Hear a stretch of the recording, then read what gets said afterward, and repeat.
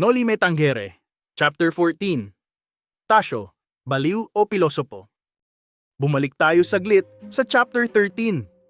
Galit na galit si Ibarra. Matapos matuklasan ang bangkay ng kanyang ama, ay itinapon lang pala sa lawa. Walang maayos na libing, walang respeto. At nang makasalubong niya si Padre Salvi sa daan, hinarap niya ito ng buong tapang. Napaluhod sa takot si Padre Salvi, pero sa huli, isiniwalat niyang si Padre Damaso ang may kagagawan. Anger, grief, frustration, gulo sa isip. Ito ang emosyon ni Ibarra habang umaalis siya. Habang ang langit ay unti-unting nagdidilim at nagbabanta ng isang malakas na bagyo. Imagine mo to, may isang matandang lalaki na paikot-ikot sa kalsada, kausap ang sarili, mahilig sa skulls, at biglang tatawa mag-isa habang bumabagyo. Creepy? Baliw? O baka naman genius? Welcome sa Chapter 14 ng Noli Me Tangere. Tasyo, Baliw o Pilosopo? Or in English, Tasyo, Lunatic or Sage? This episode is all about Don Anastasio, also known as Pilosopo Tasyo, one of the most misunderstood but brilliant characters sa buong libro. And as always, review lang to ha, basahin nyo pa rin ang libro. Pero kung crammer ka, oops tara, let's go na nga! Sa gitna ng bagyong paparating, gabi na at may paparating na bagyo. Habang ang iba ay naghahanda sa ulan, may isang matandang lalaki ang masayang pag-alagala sa mga kalye ng San Diego. Walang direksyon, walang payong, chill lang. Siya si Don Anastasio, mas kilala ng mga edukado bilang Tasyo ang Pilosopo. Pero para sa mga mangmang, siya ay si Tasyo ang Baliw. Quick background. Dating estudyante ng pilosopiya si Tasyo. Matalino, mayaman, pero pinatigil ng mama niya sa pag-aaral dahil baka raw makalimutan niya si God. Pinapili siya, maging pare o huminto sa pag-aaral. Since in love siya noon, nag-asawa siya. Pero malas, namatay ang asawa at ina niya sa parehong taon. Sa sobrang lungkot, ibinuhos niya ang sarili sa pagbabasa at pagbili ng libro. Kaya unti-unti niyang naubos ang kanyang kayamanan. Di kalaunan, naging kilala siya bilang isang siraulo sa bayan. Important tip: si Pilosopo Tasyo ay simbolo ng intellectual at progressive thinker na hindi maintindihan ng karamihan. Kung may essay tungkol sa conflict ng karunungan versus pananampalataya, siya ang go-to character mo. Encounter sa Gobernadorcillo. Habang naglalakad siya, nagliwanag ang langit sa isang malakas na kidlat. Dumaan siya sa tapat ng simbahan at nakasalubong ang Gobernadorcillo. May dalang kandila sa isang kamay at baston sa kabila. Gov, mukhang masaya ka ngayon. Tasyo, oo, kasi umaasa ako. Gov, umaasa ng ano? Tasyo, ng bagyo. Gov, bagyo. Maliligo ka ba sa ulan? Tasyo, actually, sana may kidlat. Yung tipong matatamaan ang mga bahay at tao. Siyempre, natawa ang Gobernadorcillo. Pero si Tasyo, dead serious. Galit siya kasi for 10 years na raw siyang nagpapayo na magpakabit ng lightning rods. Pero imbis na sundin siya, kampana ang binili. Gov, bakit hindi mo na lang hingin ang delubyo? Para one time, big time. Tasyo, deserve natin lahat yon. Kasama ka. Ilang taon na akong nagpapayo na maglagay ng lightning rod. Pero imbes na pakinggan, bumili kayo ng kampana, mga paputok at kwitis. Remember the year 1870? Tinamaan ng kidlat ang kampanaryo sa binyan. Pagkasabi noon, isang malakas na kidlat ang lumitaw. Gobernadorcillo, Jesus Maria y Jose, Santa Barbara. Namutla at tinawag bigla ng Gobernadorcillo si Santa Barbara. Ito kasi ang patron saint na nagproprotekta against lightning. Tasyo burst out into a loud laugh. "You are worthy of your patroness," he remarked dryly in Spanish as he turned his back and went toward the church. Scene explanation. Makikita rito ang clash ng siyensya versus relihiyon. Sabi ni Tasio, science na ang nagsasabi na delikado ang magkampana sa gitna ng bagyo, pero sige pa rin ang mga tao. Dito pinapakita kung paano ginagamit ni Don Tasio ang irony. Tinatawanan niya ang bulag na paniniwala sa tradisyon na hindi naman talaga nakakatulong. Hindi siya anti-religion, pero kontra siya sa mga paniniwalang hindi naaayon sa logic o siyensya. Sa loob ng simbahan, mga bata at kalungkutan. Pumasok si Tasio sa simbahan. Nakita niya ang dalawang batang sakristan, ages 10 and 7, na naghahanda ng katafalko o tuntungan ng kabaong. Parang isang altar na may kandila, itim na tela at mga drawing ng skulls. Tasio, mga bata, uwi na tayo. May handa ang nanay nyo para sa inyo. Bata, hindi po kami pwedeng umalis until 8:00, sir. Kailangan naming patunugin ang church bells para sa mga kaluluwa. At hinihintay din namin ang sahod namin para mabigay sa nanay namin, sir.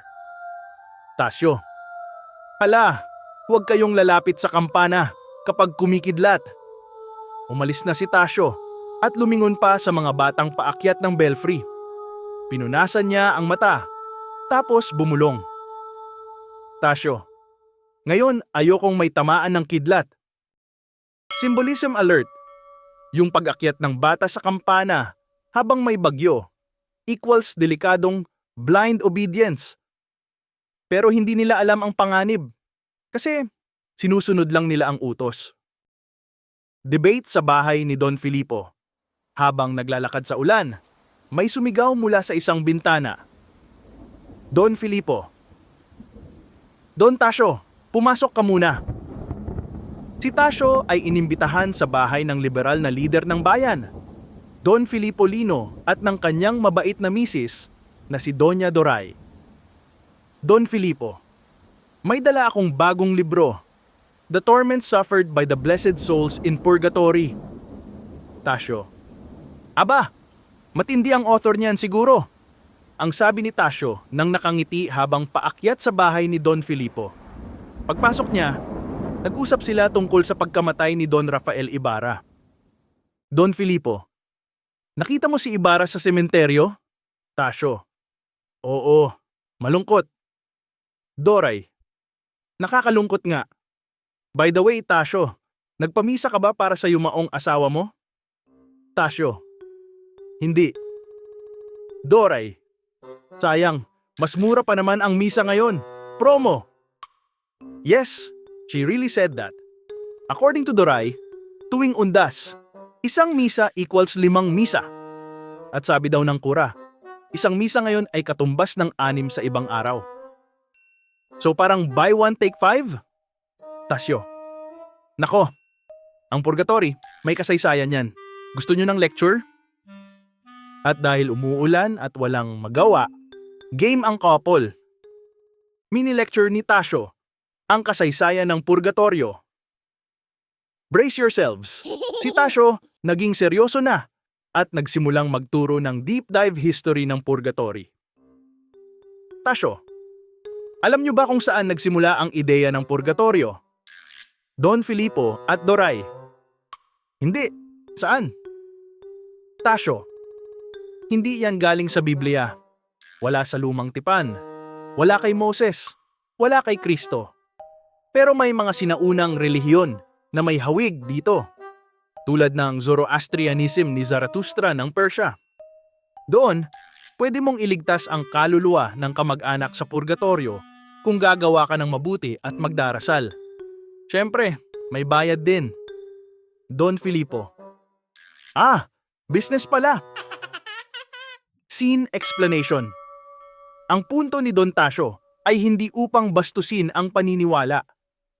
Gusto lang niyang ipakita na marami sa mga gawin natin ay hindi mula sa orihinal na turo ni Kristo, kundi resulta ng mahabang kasaysayan ng interpretasyon at minsan, ng abusadong institusyon. Nagpatuloy si Don Tasio. Tinalakay niya sina Origen, Saint Augustine, at iba pang mga church fathers na nagpatibay ng ideya ng purgatorio. He explained that it was only in 1563 that the Council of Trent made it an official doctrine. Ang haba pa ng explanation niya about the origin of purgatory. Please read na lang, pero ito ang highlights. Zarathustra or Zoroaster, may early version ng purgatory. Catholic Church, hindi originally part of Christian teachings ang purgatory. Wala ito sa Old Testament or Gospels. Saint Augustine, Saint Gregory, etc. Nagbigay ng sariling interpretations. Council of Florence in 1439 and Council of Trent in 1563. Dito lang officially tinanggap ang purgatory as dogma. Important tip. Yung purgatory discussion ni Tasio ay madalas lumalabas sa exam bilang kritika sa simbahan. It shows kung paano ginagamit minsan ang relihiyon para pagkakitaan. Biglang kinabahan si Doray sa kidlat, sabay sabing, "Magbe-burn ako ng palaspas at magsisindi ng kandila." Umalis siya habang si Tasio at Don Filipo ay chill na chill, naka-philosophy mode on. Theological mic drop moment. Pag-alis ni Doray, tumudo si Tasio. Kung 5% lang ng mga Katoliko ang maliligtas, edi parang sinasabi ninyong libu-libong taon ng paglikha, tapos 5 tao lang sa 1,200 ang maliligtas? And then, the line na parang pang-climax. Kung totoo yan, mas mabait pa si Moloch na Diyos ng Phoenicians kaysa sa Diyos niyong nagpaparusa ng habang buhay. Boom! Walk out. Mic drop. Final scene. The storm and the sky. Lumabas si Tasio kahit malakas ang ulan. Biglang kumidlat. Pero hindi siya natakot. Imbes, tinaas niya ang kamay sa langit at sumigaw. "Alam kong hindi ka malupit. Ikaw ay mabuti." At sa liwanag ng kidlat, tuluyang nawala sa dilim si Don Tasio. Baliw sa paningin ng masa, pero pilosopo sa mga nag-iisip. Character commentary. Pilosopo Tasio, ang lalaking may utak, pero tinawag na baliw. Symbol siya ng enlightenment sa panahong puro bulag sa paniniwala. And in my opinion, he is one of Rizal's alter egos in this novel. Don Filipo, liberal thinker, pero hindi kasing tapang ni Tasio. Doña Doray, sweet, pero sobrang superstitious.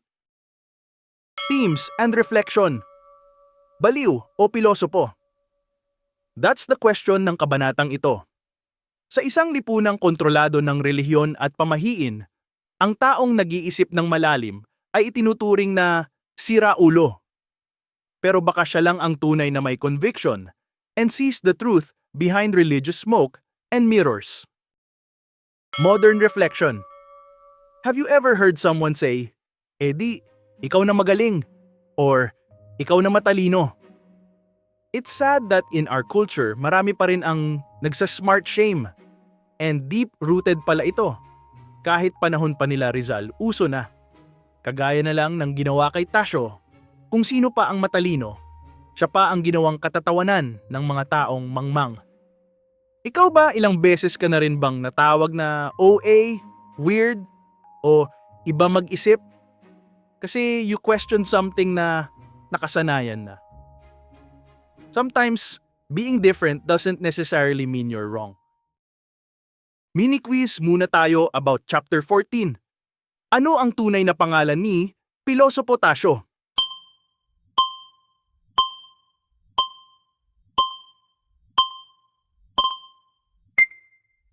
Don Anastasio. Ano ang hinihiling ni Tasio sa paparating na bagyo?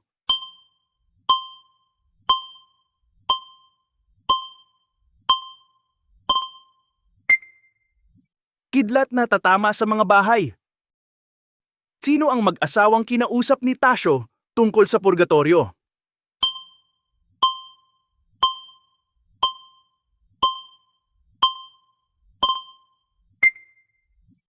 Don Filipo at Doña Doray.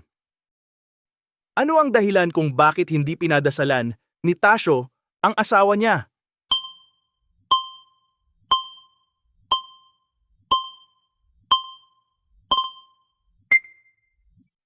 Hindi siya naniniwala sa purgatory. Ayon kay Tasyo, ilang porsyento lang ng Katoliko ang sinasabing maliligtas.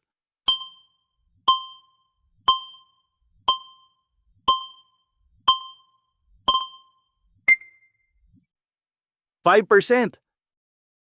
And that's it for Chapter 14. Next episode, magkakaroon tayo ng glimpse sa mga karaniwang tao sa bayan at kung paano sila naapektuhan ng mga problemang panlipunan. Pa-comment naman kung baliw ba talaga si Pilosopo Tasyo o siya ang pinakamatinong karakter sa buong nobela. Personally, parang favorite ko na si Tasyo because when he opens his mouth, he doesn't spew nonsense. Kita-kits sa Chapter 15.